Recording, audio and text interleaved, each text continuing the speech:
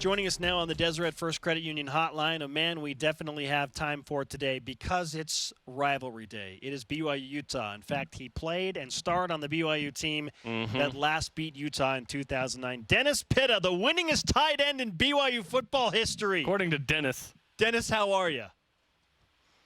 Gentlemen, it's always somewhat of a pleasure to be here. Yeah, yes, it is. I can't believe we made it, Dennis. It felt like this game would never happen. It was always going to happen, but yeah, it's taken a while to get here. I will say I appreciate you guys using my proper title now, the winningest tight end in BYU history. It's not on the graphic. We'll have to work on that. In fact, I might take it a step further. I might be the winningest player in BYU history. Because you played in more games than Max. Tight ends. The winningest player. Max. Okay, we'll look into that. You might be. Yeah. Get your research team on that one. Okay. The crack research team is on We changed the graphic. Winningest tight end BYU football. There you go.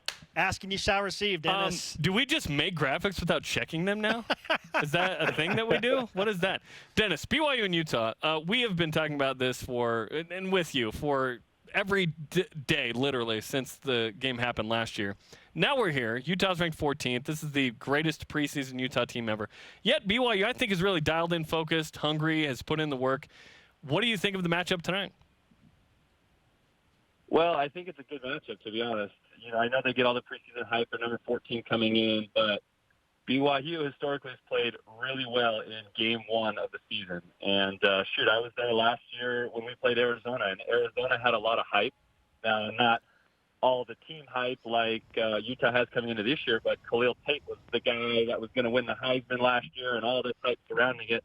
BYU came in a hostile environment and played really well. And so I just, for whatever reason, game one, we come in with focus, we come in with good health, and we seem to play well. So I like our chances tonight. I mean, we get them at home. They do have a lot of hype. They've got a great team, but that's why you play the games. We asked Max Hall, your buddy, brother-in-law, and another of your teammates, Brandon Bradley, what it's like to be a player on this day. How would you answer that question?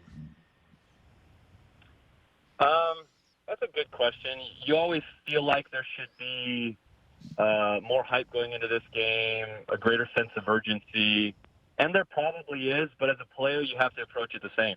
This is like any other game. Your preparation should be the same. The way you think about the plays you need to make should be the same. You shouldn't really change anything. And when you do, when you start to press, when you start to think you have to do something outside of your role or your job or whatever it may be, I think that's where you get into a little bit of trouble. And so they'll have all kinds of energy and emotion going into this game, being game one of the season, even more so because you're playing a rival in Utah. But you have to approach it the same. Mentally, you have to have the same approach. You can't use all your energy up and emotion in the first quarter. You have to just do your job, essentially, and play your game and don't get outside of yourself. Who'd you pay on our crew? We just showed a block from you. Like, highlighted you blocking somebody. I was a dominant blocker at BYU. And you'll never know otherwise. Apparently, because according to the video we're showing, that backs up that statement for sure. Dennis Pitta with us on BYU Sports Nation. Utah is a 5.5-point favorite. What type of game do you anticipate tonight, Dennis? And go on record. Legitimately, who do you think is going to win this game tonight? Well, I expect a close game, to be completely honest. I mean, you guys have made mention of it a lot in the last handful of weeks. This rivalry is always competitive, no matter what anybody else says, and the games are always close. And it's a rivalry game. That's what happens, no matter who's ranked where or whatever the circumstances may be coming into this week. The game's going to be close. Both teams know it's at stake, and I anticipate a one-score game. I anticipate a game that comes down to the last couple possessions in the fourth quarter, and I think to say otherwise would be kind of silly, in my opinion. And so, listen, I'm never going to say I think Utah's going to win. You're not going to put me on record saying that, so I'm going with the Cougars all day tonight. But, listen, I think it's going to be a hard-fought game. I think we have to be able to finish in the end, which we haven't been able to do late in games. I mean, the last time we beat Utah was my senior year, and even that game, we were a better team. We were higher ranked. We had more accolades going into that game. Shoot, that game went into overtime, and we had to win it with a final Andrew George catch over the middle, score in this triumphant last play just to beat those guys at home. And so it's always a battle, no matter who's ranked, who isn't, who's the better team. I just think there's so much emotion and heart that goes into this game that it's always going to be close. Why didn't you have the game-winning catch in 2009, Dennis?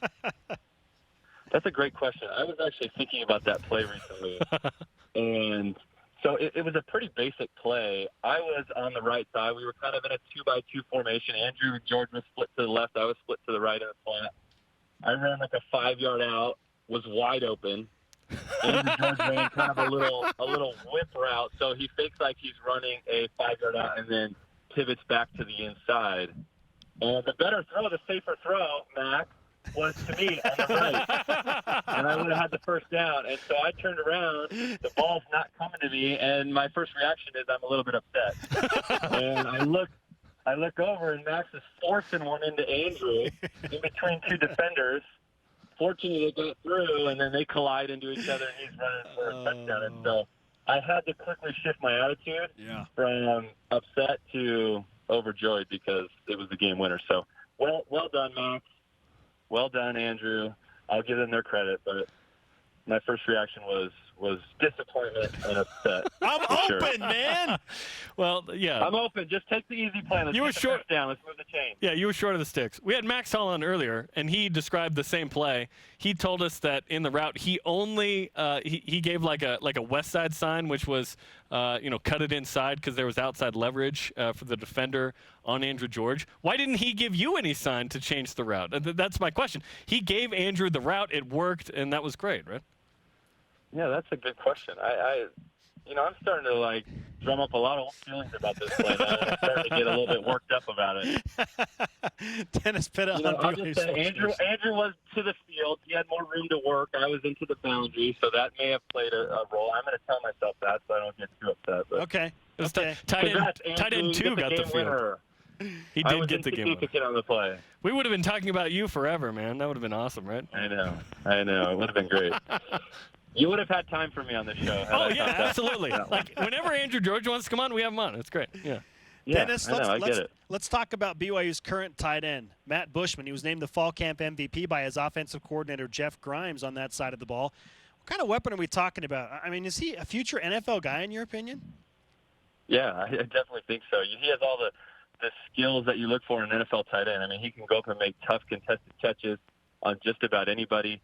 He's a tough matchup for a linebacker, can run away from him. He has the size and ability to make catches in front of a safety, and he's got all those tools. Now, I know a lot's been made of his blocking. Shoot, I didn't block anybody like we talked about before.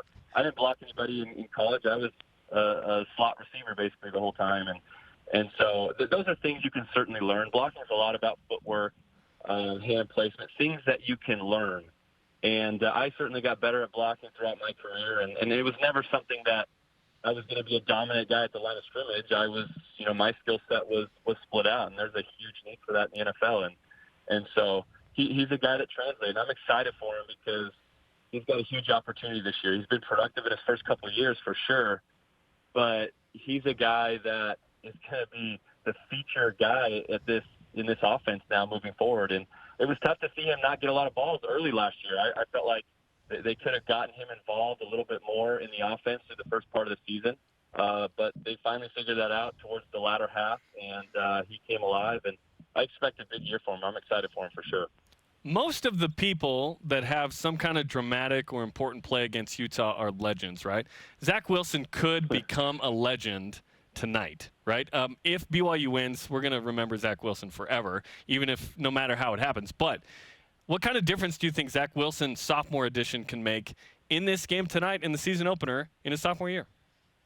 Well, first of all, I think the first part of that question was a dig at me that I'm not a legend because I've never made a play like that in the Utah game. Yeah, I'm not Austin Collie catching a 4th and 18. I'm not Johnny Harley catching a game winner at Utah or Andrew George. Hey, you said it. I know I'm not a legend in this game, okay? I understand where you were going with that question, so I appreciate it. That being said, to answer the latter half of the question, I think this is a huge game for Zach. A huge opportunity for him to really take the next step in his progression. And no better opportunity than tonight, certainly. I mean, this is a nationally televised game. Everybody's going to be watching because, unless you're on the East Coast, of course, because it starts at like midnight. But this is the game that he can really have a coming out party and show the world, show the college football landscape that, hey, I'm a quarterback to be reckoned with, and this is a team to be reckoned with. And so, he's got a big opportunity. He's got a lot on his shoulders, and this team will go as far as he goes tonight.